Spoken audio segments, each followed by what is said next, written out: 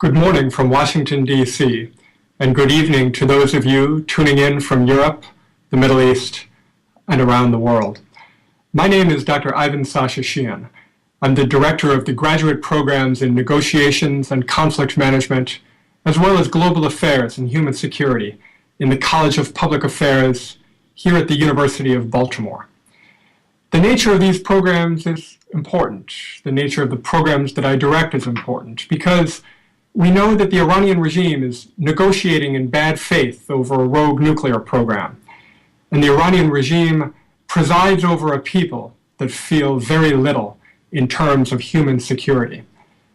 Over the past few years, I've been speaking about and writing about these issues in academic venues and public forums in the US, Europe, and the Middle East. And while I'm deeply, deeply concerned by the Iranian regime's growing violent arc of influence, I'm hopeful. I'm hopeful for a more peaceful future because I sense that fundamental change can come to Tehran and regime change from within is indeed possible. In fact, I've recently published several articles on this very topic, the concept of regime change from within, that have been given significant attention in the academic literature. Just a few weeks ago, I stood with a series of distinguished speakers outside the White House as the Iraqi Prime Minister, Haider al-Abadi, visited Washington, D.C. He had meetings scheduled at the White House, in the U.S. Congress, and at prominent think tanks in our nation's capital. And at the time, I called on U.S. officials who care about peace and democracy, U.S. officials who value freedom, U.S. officials who are concerned with civil and political repression, U.S. officials who are concerned about human rights, U.S. officials who believe in religious and political pluralism. I called on these officials to support the Iranian resistance, end the Iranian regime's meddling in the sovereign affairs of Iraq, and address the security threat posed by Tehran's pursuit of nuclear weapons. This week, President Obama is hosting a summit for Gulf countries. The meeting is meant to inspire confidence, renew strategic alliances, and promote cooperation in the interest of security.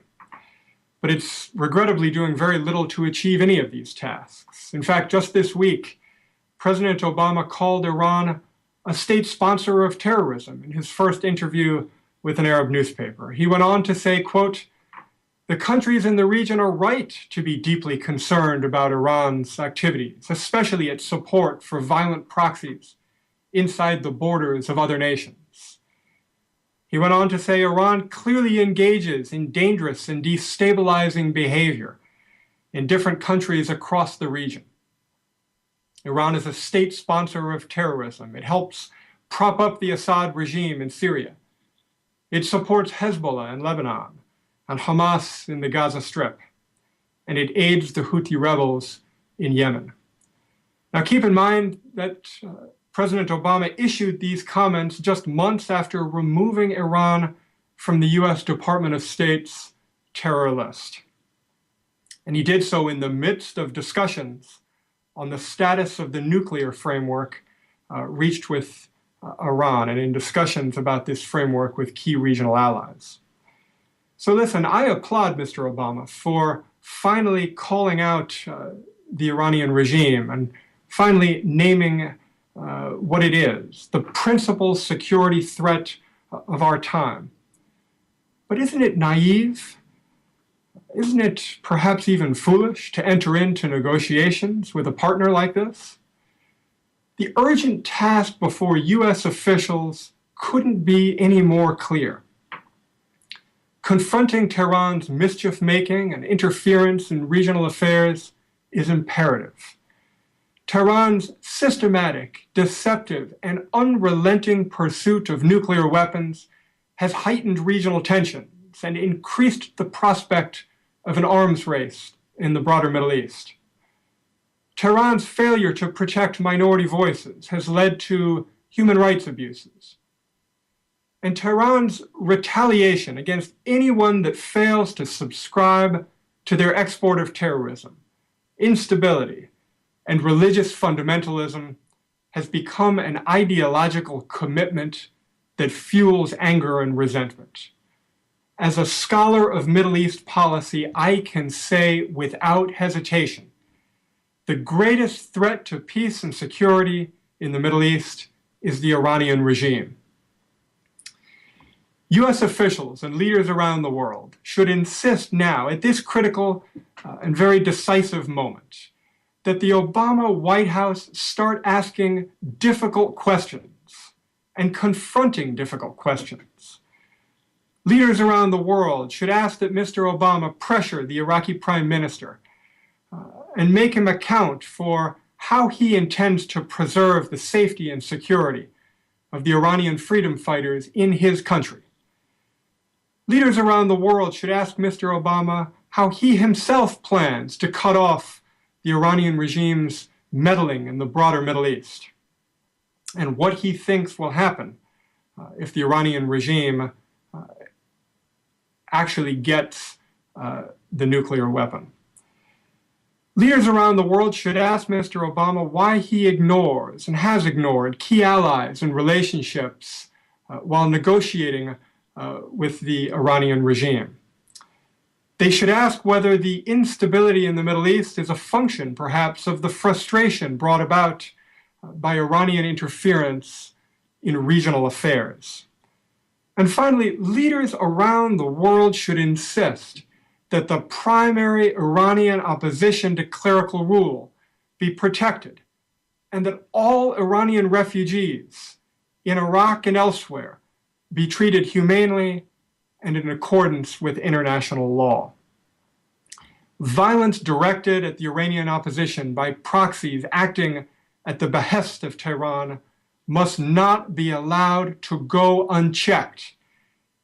The regime's continued interference in the sovereign affairs of Middle East nations poses a direct threat to US interests as well as global human rights.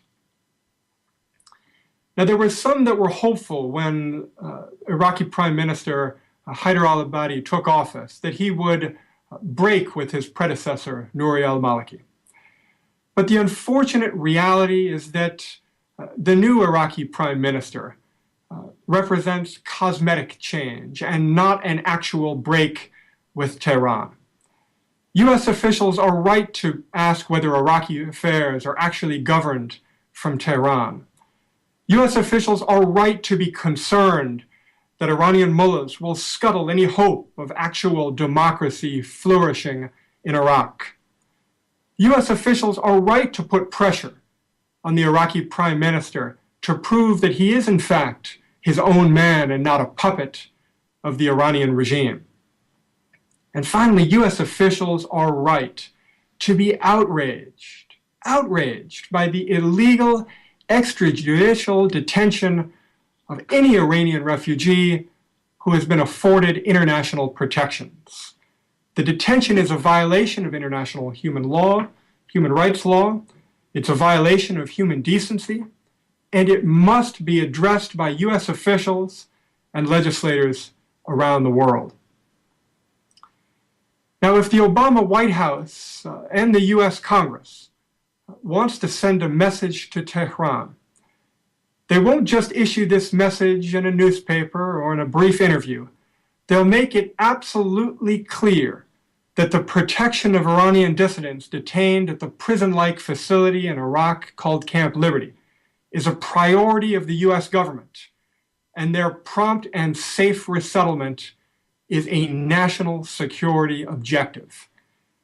The dissidents detained at this prison-like facility, members of the primary Iranian resistance to clerical rule, the MEK or the PMOI, represent the best hope of regime change from within. This is a point that I've been making again and again in academic forums around the world. And I've found quite a receptive audience, I should add. If US officials are in search of regional allies in the Middle East, they'll find them detained at Camp Liberty. All you have to do is ask any of the senior military leadership in around the world that has come to know these individuals.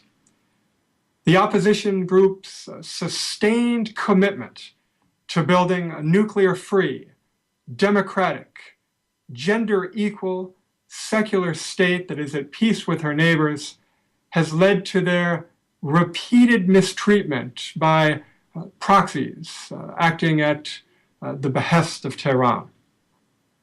The failure to protect the some 3,000 political refugees at Camp Liberty is the great impending humanitarian catastrophe in Iraq, and U.S. officials and leaders around the world must do more to protect these brave men, women, and children from harm.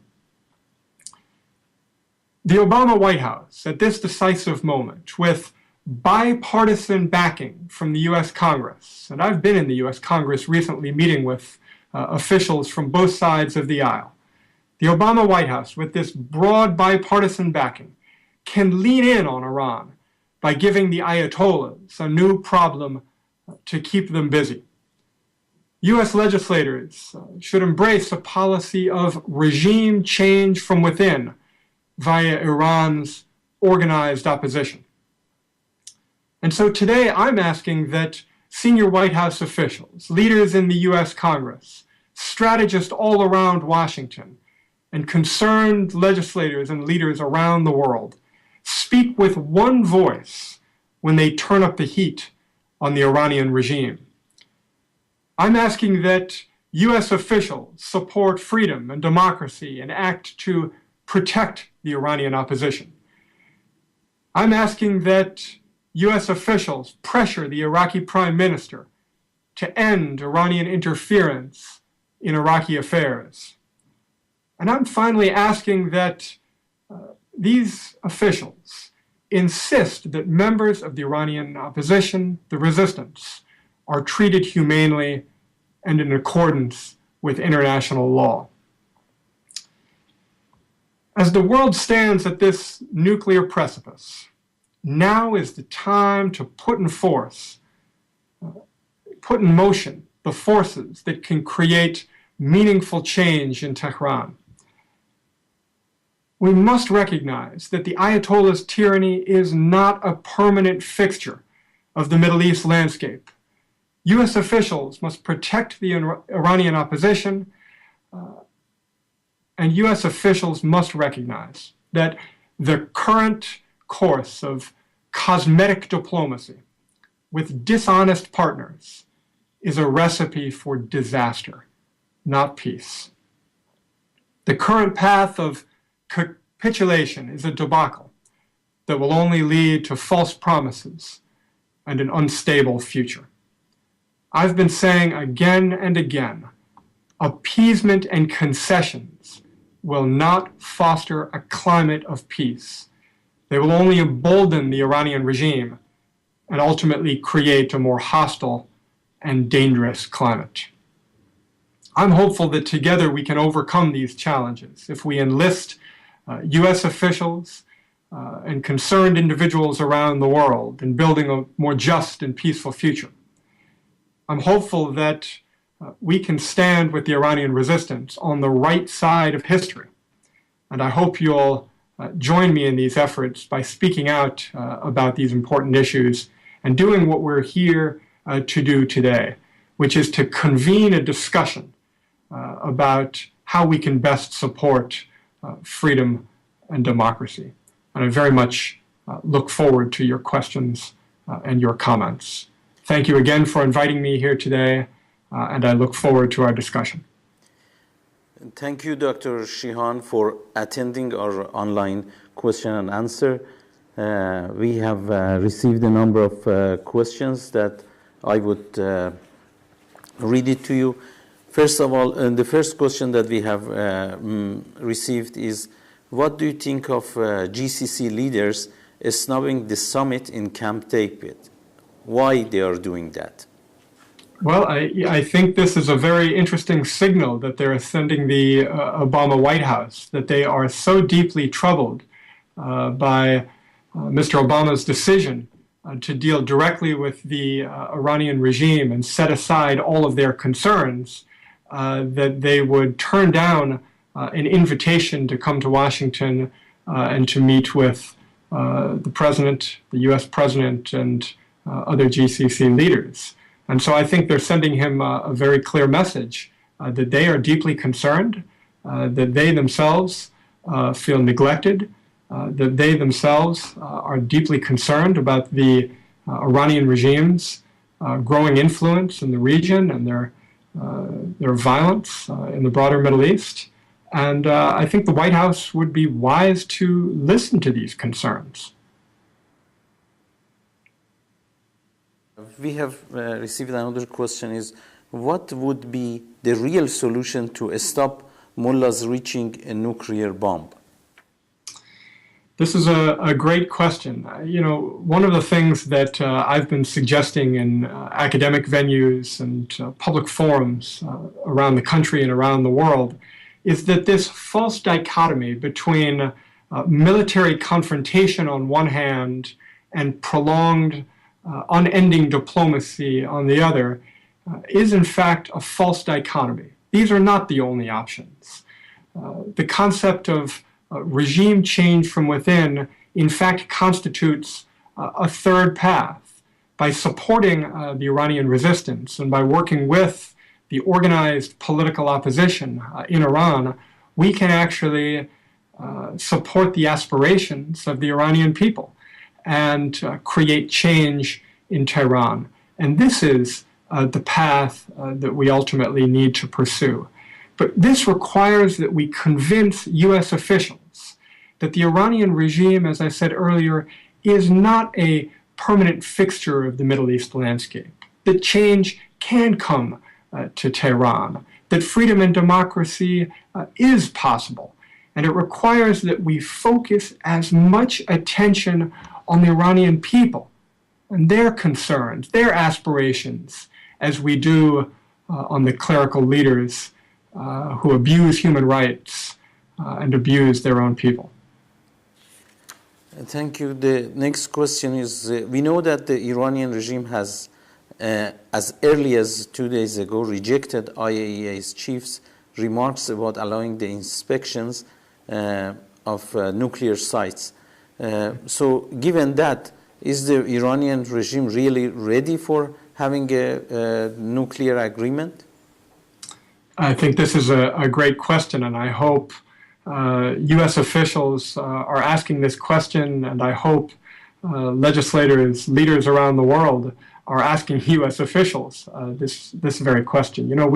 We know that there are, even if we just listen to the official statements from U.S. Secretary of State John Kerry, significant gaps at the negotiating table. And we know now that this supposed framework that is in place is in fact being interpreted very differently depending on who's consuming it and in what language they're consuming it. And we know also that Iran has this long-standing record of deception. We know that they are, in fact, a leading state sponsor of terrorism. Our U.S. Department of State has said it. This week, U.S. President Barack Obama has said it. We know that they engage in human rights abuses. And so all of these things coalesce to inspire very little confidence in Tehran's commitment to a peaceful future. When you add to that the fact that the regime is not willing to be transparent in allowing international inspectors unfettered access to this supposedly peaceful program, I think we've got very real concerns about the Iranian regime's intent. And I think U.S. officials would be right to ask this question. Is the Iranian regime really a responsible negotiating partner? Are they really committed to peace? Are we really ready to sit down at the table with them this summer and actually hammer out a final deal? Or will this ultimately lead to a bad situation, a bad agreement that will ultimately imperil U.S. security interests and do nothing for the people of Iran? And that's where I unfortunately think we're headed. But I do, and I am optimistic that we can begin to change the narrative if we put enough pressure on U.S. officials to pay attention to the aspirations of the Iranian people, and not just the aspiration of the regime's clerical rulers. Yes, thank you very much. The next question is, Mrs. Mariam Rajavi, the president-elect of the National Council of Resistance of Iran, recently testified before the U.S. Congress. What do you think of that? Well, I thought it was first extraordinary that she would join us in the U.S. Congress virtually to deliver remarks. I know there was great enthusiasm to hear from her. This has been growing for some time in the U.S. Congress, where there's been a steady drumbeat to invite President-elect Rajavi to the United States. And so I thought it was bold and courageous and terrific that she would share her thoughts on the Iranian regime's export of terrorism, fundamentalism, and ideological commitments, and helped to heighten some of these concerns for U.S. officials. And I'm hopeful that the next time she joins us, she'll be allowed to join us in person and not just virtually. But until then, I would strongly encourage her to continue doing exactly what she's doing, which is speaking out for freedom and democracy in forums around the world, and continuing to make accessible her 10-point plan, which I should note is the only plan that I've seen operationalized by any opposition movement in Iran. So I think it's terrific what she's doing, and I'm hopeful that we'll invite her back to speak in the U.S. Congress, and certainly I would be delighted to invite her here to the University of Baltimore as well to speak in the College of Public Affairs about these issues, if she would be willing to come to the U.S. Yes, thank you. We have received one question from Dasman News. It's a Kuwaiti website.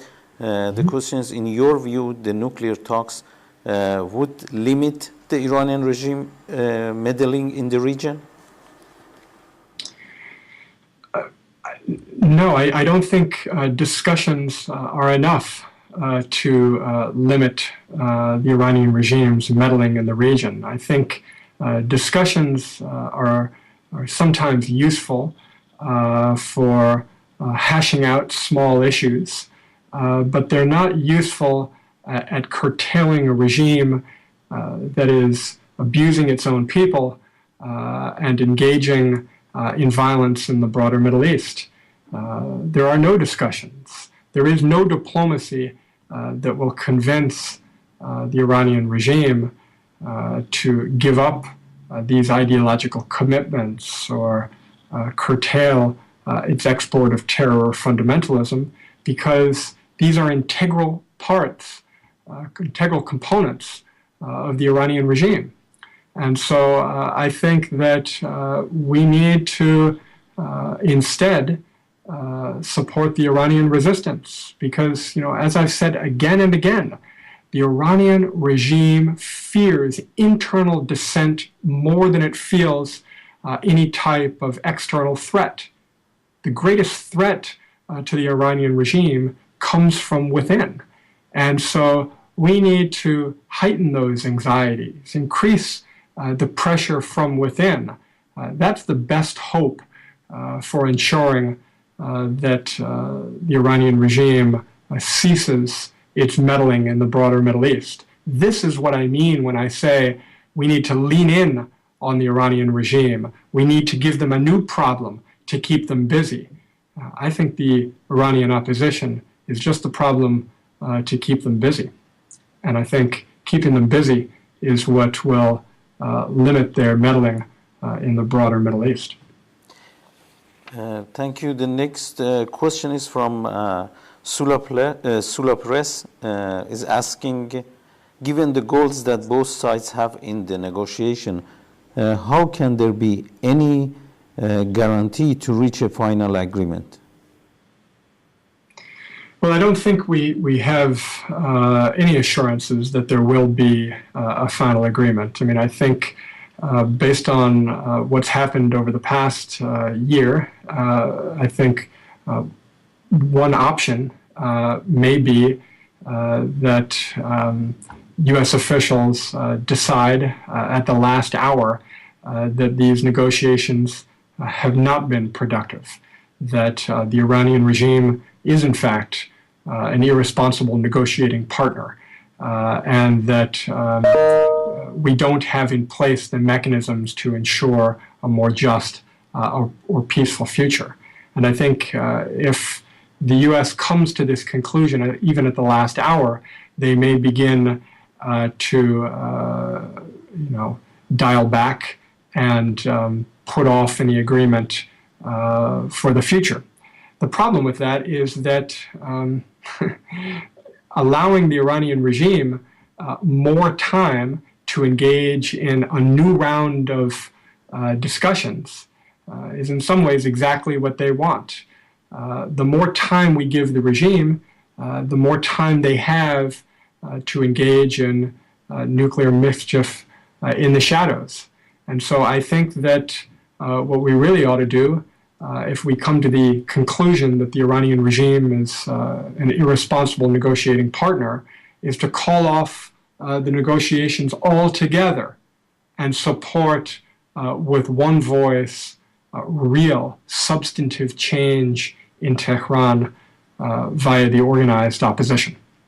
And I've seen quite a bit of support in the U.S. halls of power for this option. Bipartisan support among Democrats, support among Republicans, support among new members of Congress who are outspoken, and support on the part of very seasoned legislators who have been around for some time. But now we have to convince the Obama White House that cosmetic diplomacy is not an ingredient for a sustainable peace in the future, and that their best option for a more just and peaceful future is to really support the Iranian resistance.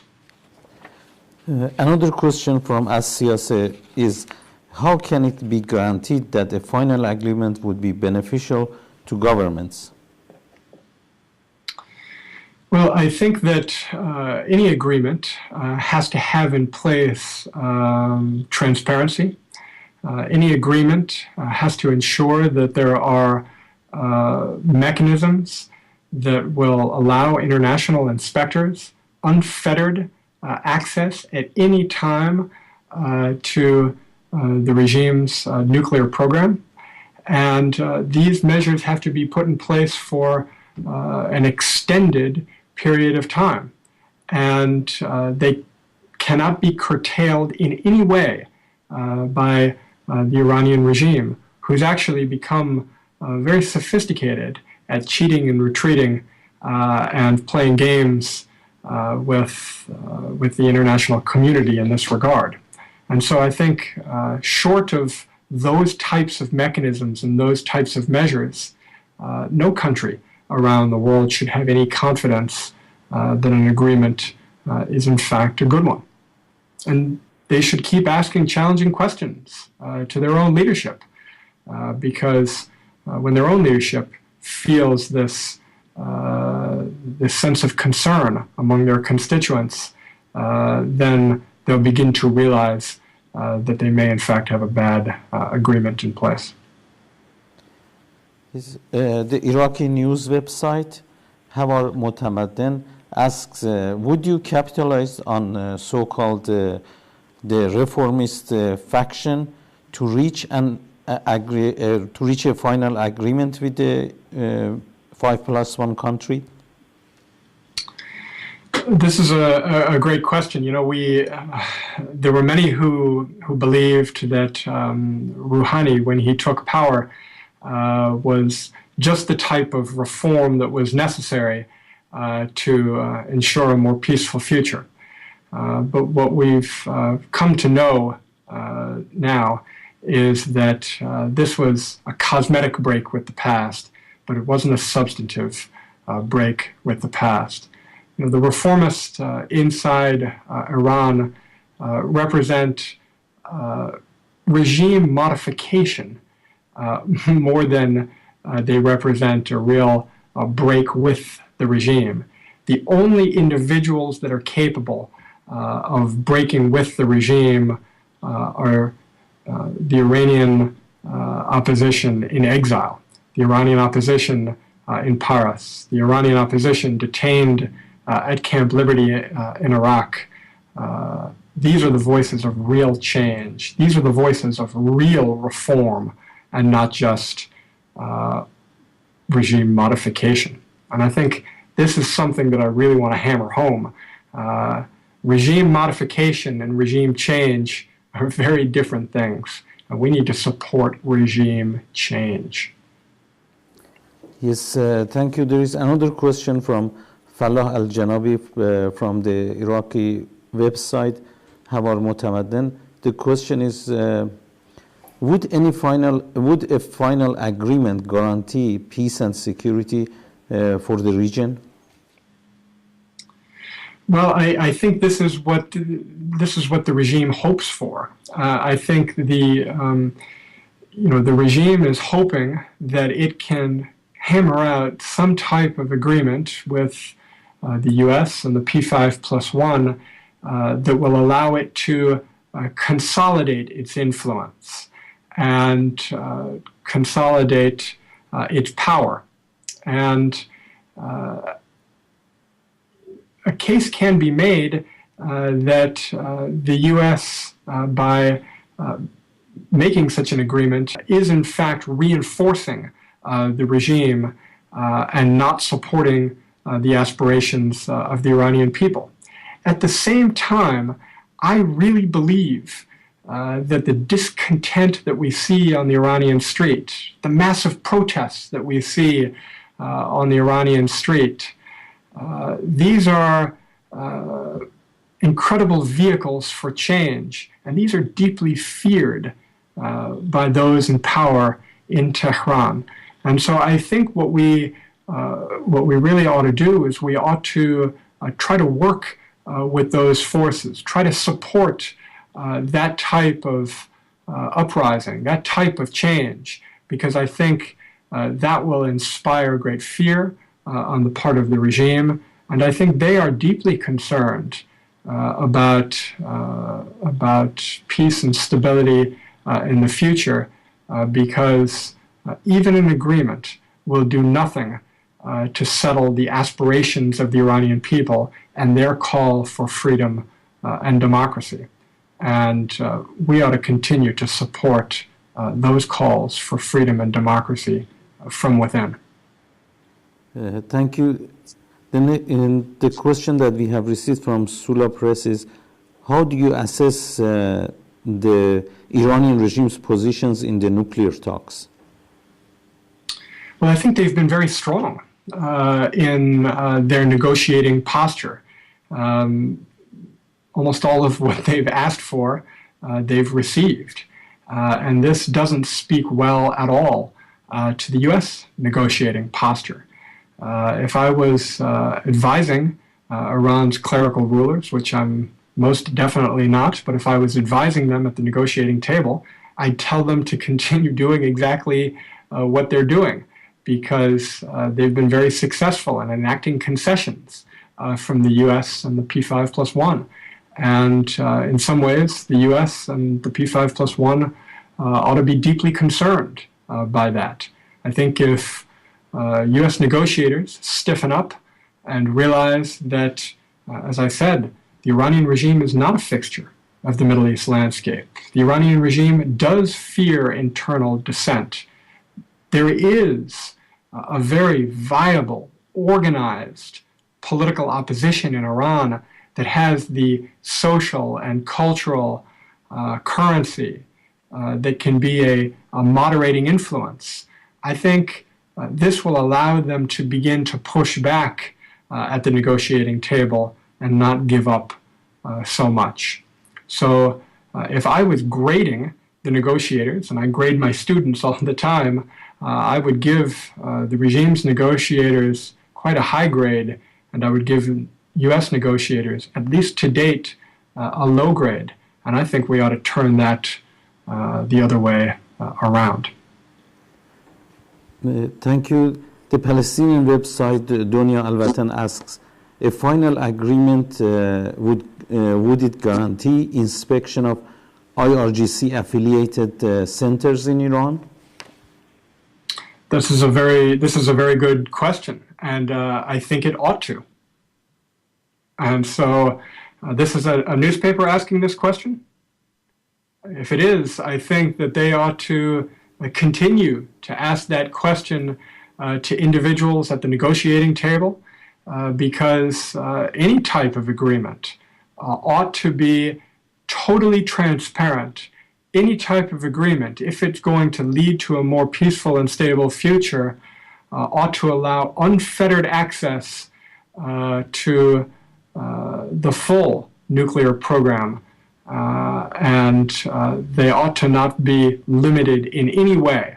If the Iranian regime has nothing to hide, and let me repeat this, if the Iranian regime has nothing to hide, then they won't fear any type of transparency. They'll only fear transparency if they have something to hide. Okay, thank you. The question from Sula Press website is, what is the path to guarantee an agreement which would satisfy the international community's goals?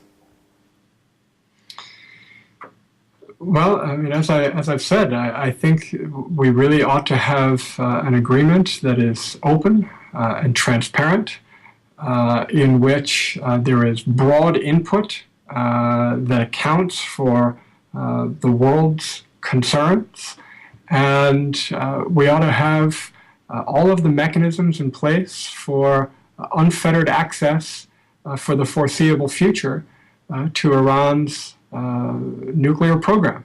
I think if you build that type of mechanism and you build that type of agreement that allays all of these concerns, then you'll see reflected in the world a real sigh of relief. And the world will begin to say, this is a good agreement. But what you have right now is you have the world saying, please don't make a bad agreement, because what they see reflected in what's being discussed is in fact a bad agreement, or all of the ingredients for a bad agreement. Thank you. Dasman News, the Kuwaiti website, asks, all the time the Iranian resistance has been warning about the Iranian regime plans regarding nuclear activities. Why these are neglected? Well, it may be neglected, but it's also getting quite a bit of attention. And this is why I've been so proud of the Iranian resistance and their efforts to disclose critical intelligence and call out the Iranian regime. And that's because it's getting quite a bit of attention in the halls of power. You know, I'm invited down to the U.S. Congress and the U.S. Senate quite frequently to speak to legislators. And frequently when I go down there, I join those on both sides of the aisle. Just a few weeks ago, I spoke alongside Senator Joe Lieberman, Senator Chuck Schumer. These are deeply respected U.S. officials with enormous currency, and they're listening very, very closely to the critical intelligence that's being disclosed by the Iranian opposition. They're listening very, very closely to the concerns that the Iranian resistance is raising, And so I think we have to encourage the Iranian opposition not to give up hope, to continue to do exactly what it's doing. We just have to convince more U.S. officials, and in particular, those U.S. officials who occupy the White House, to listen to the concerns that are being raised by the U.S. Congress and also the Iranian resistance. Yes, thank you. We have a question from Iran News Update, news website. The question is, because of the nuclear talks, the Gulf states seems to be taking a stronger stand against the Iranian regime. Do you think this was a goal of the Obama administration, or was it a policy or an unintended consequence? So repeat the question one more time, because I think this is a good question, and I think Iran News Update is a terrific news resource that I consume quite frequently, and I encourage others to consume it as well. I just want to make sure I have this question exactly right. Yes, the question is, because of the nuclear talks, the Gulf states seems to be taking a stronger stand against the Iranian regime. Do you think this was a goal of the Obama administration policy or an unintended consequence? I think it's referring to the summit that is coming up and the recent positions that are taken by the Gulf countries. Well, I think what's interesting is that the Gulf countries are reflecting the positions that the Obama administration should be subscribing to themselves. The Gulf countries are reflecting the concerns that the world has with this agreement. The Gulf countries are reflecting the kind of firmness that ought to be reflected at the negotiating table. And in some ways, the Gulf countries that are willing to meet with this White House, I hope, will have influence in terms of shaping future policy. I mean, I think we saw this week in the interview that I referenced earlier, where Mr. Obama referred to the Iranian regime as a state sponsor of terrorism and a threat to peace and security in the broader Middle East. We see there a change. And I think that change is being brought about by the pressure that is being put on the White House, not just by Congress, but also Gulf countries. And so in some ways, we ought to encourage Gulf countries to continue to give the White House the justification and the excuse that they need by channeling the world's concerns so that they don't come to a bad agreement. You know, I really believe that the White House is hoping to achieve some type of diplomatic solution that will create a more peaceful future. And I really believe that the White House is hopeful that these negotiations will mark not just a breakthrough, but that they will become kind of a critical component of the Obama legacy. The problem is that we know what happens when you create bad agreements, and we have a long record with the Iranian regime. As I said, they've become masters of the art of threat and accommodation and cheat and retreat. And I have no confidence that they represent good negotiating partners. And I have no confidence that any type of agreement that's ultimately created by the Obama White House will lead to a more just and peaceful future, even if that's Mr. Obama's intent. Yes, thank you. And Mrs. Al-Zameli from website Ahlan Al-Arabiya asks why the Obama administration does not end policy of searching for reformists inside the Iranian regime, while there is no moderation within this regime? I think that's a great question and a great comment. And I think this goes back to the point I was making earlier. We have to continue to kind of hammer home to U.S. officials and officials around the world that there's an important distinction between regime change and regime modification. The reformists within Iran represent the lawful opposition, the opposition that reflects or represents no real change to Tehran's policies. In some ways, they're useful to the regime because they give the appearance that there is kind of a plurality of voices within Iran, but they don't really reflect the aspirations of the Iranian people or any real hope for freedom, democracy, civil or political reform. And so I think we have to continue to try to convince U.S. officials to find reformists outside Iran. And it's not hard to find them at all. In fact, next month, in June, the Iranian opposition is gathering in Paris, June 13th.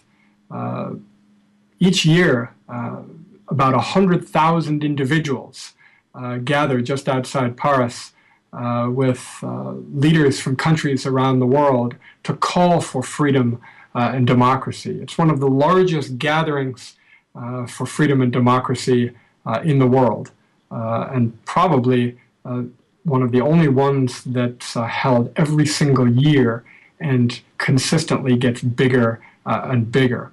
When these individuals gather, and I intend to go and add my voice to that gathering this year, when these individuals gather, they will represent the real reform, the real prospect of change in Iran.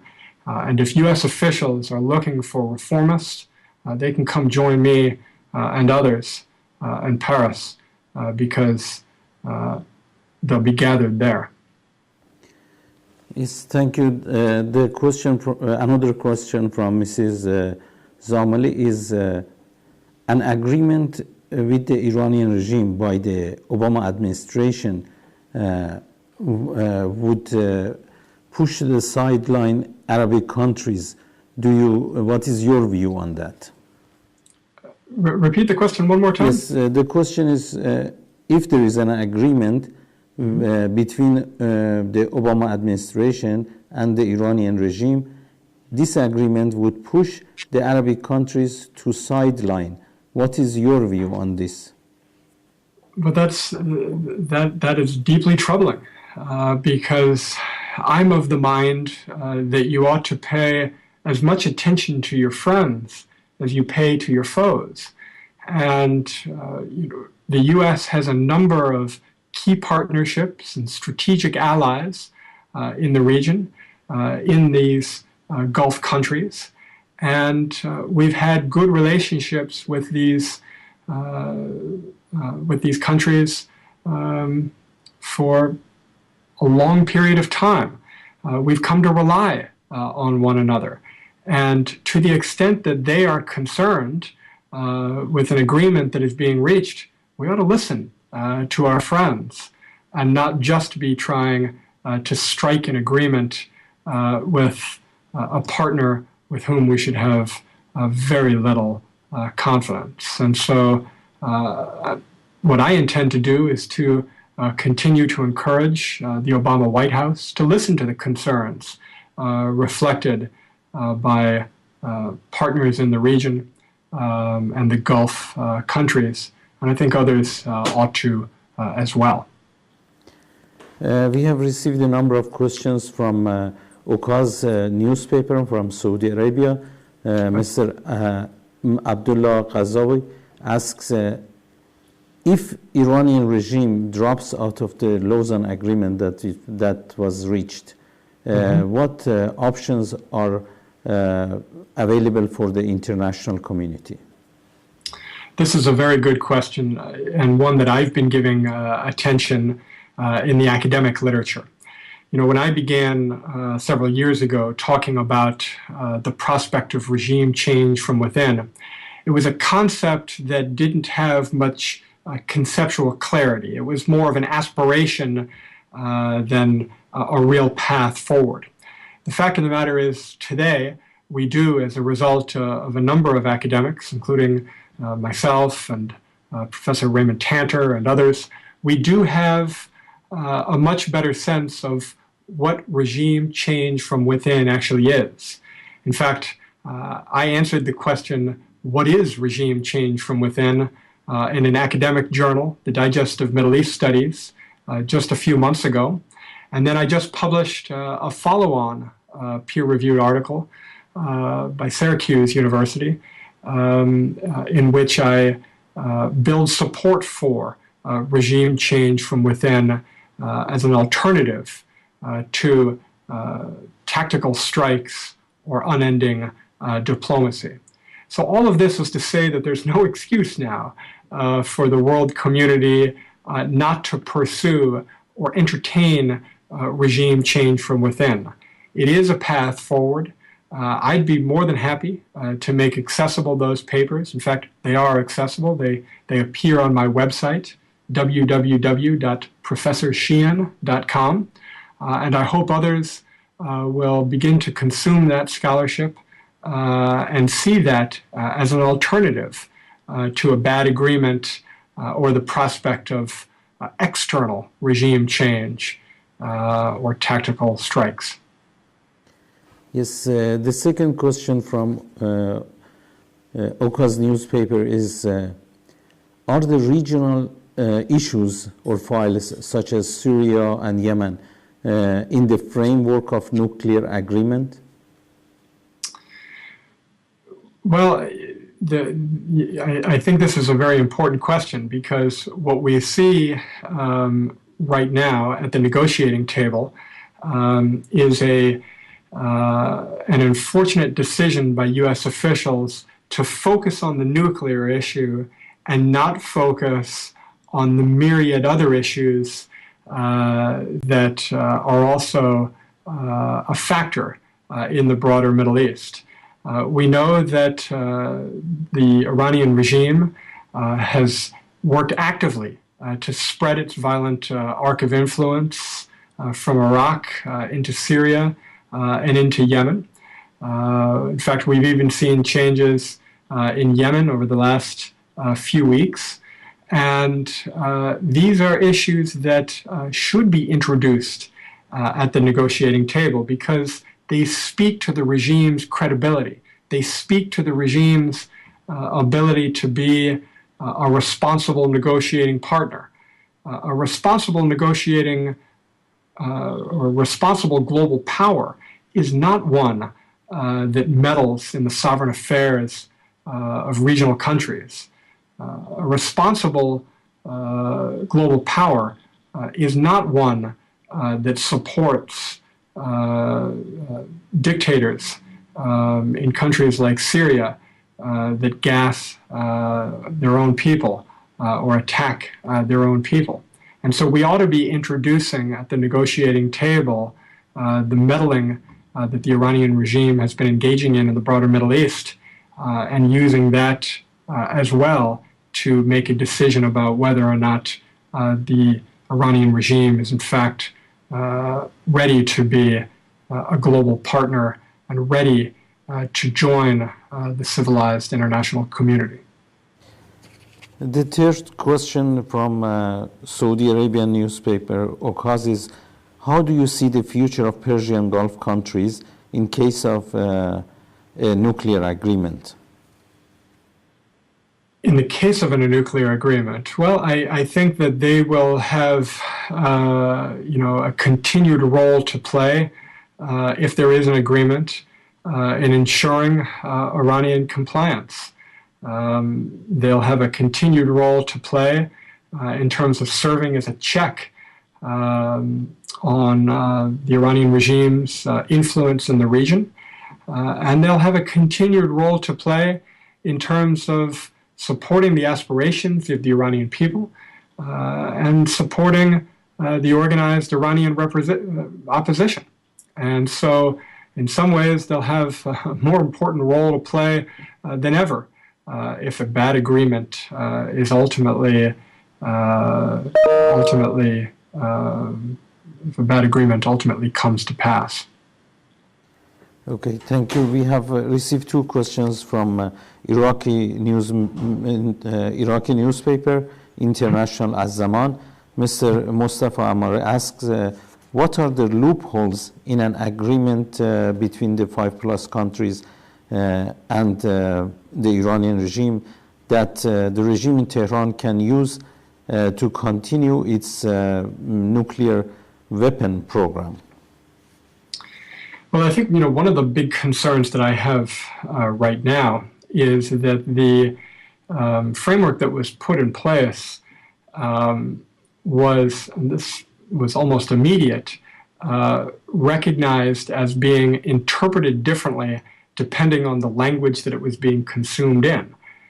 So the Obama White House and the U.S. Department of State were quick to come out and declare that there had been success at the negotiating table and that these measures had been put in place and these particular things had been agreed to.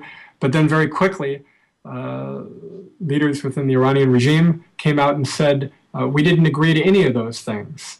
And what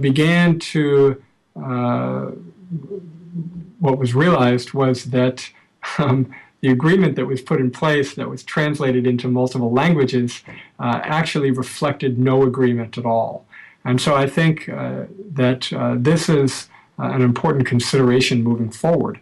To the extent that there is an agreement, a good agreement, it ought to reflect something that is actually agreed on by all of the partners at the negotiating table, and it ought to be something that the world looks at and says, this is responsible. And to the extent that you have an agreement that does not reflect the concerns that the world has, to the extent that you have an agreement where none of the partners at the negotiating table have agreed to the same thing, you don't have an agreement at all.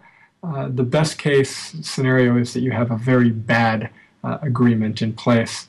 And in some ways, this is a loophole that the world should be deeply concerned with. Thank you. The next question from Az-Zaman International is, what is your view on sanctions or other measures that could be taken or implement not to allow the Iranian regime to abuse the agreement for its own internal and external goals? That's a very good question. I think there has been a tendency by U.S. officials to think that lifting the sanctions will engender trust and will allow the Iranian regime to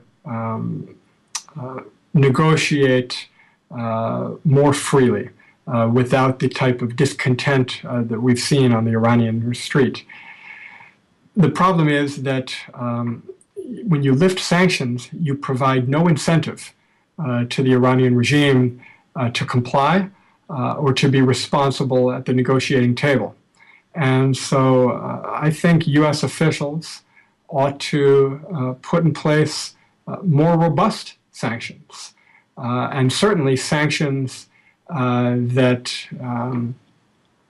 increase the pressure on the Iranian regime should they choose not to comply. Sanctions can be very, very helpful, but they're not an end-all, be-all. You still need the organized political Iranian opposition to help to channel the frustration on the Iranian street, channel the discontent, and actually promote change on the ground. Sanctions themselves can't promote change. Change can only occur through organized resistance. Thank you very much, Professor Shihan, for attending our question and answer today. We have received also a number of other questions, but Unfortunately, we are already over our time limits. So we thank you once again for attending this conference. It's been a pleasure. I enjoyed the discussion and I enjoyed the excellent questions, and I look forward to the work ahead. Thank you for having me.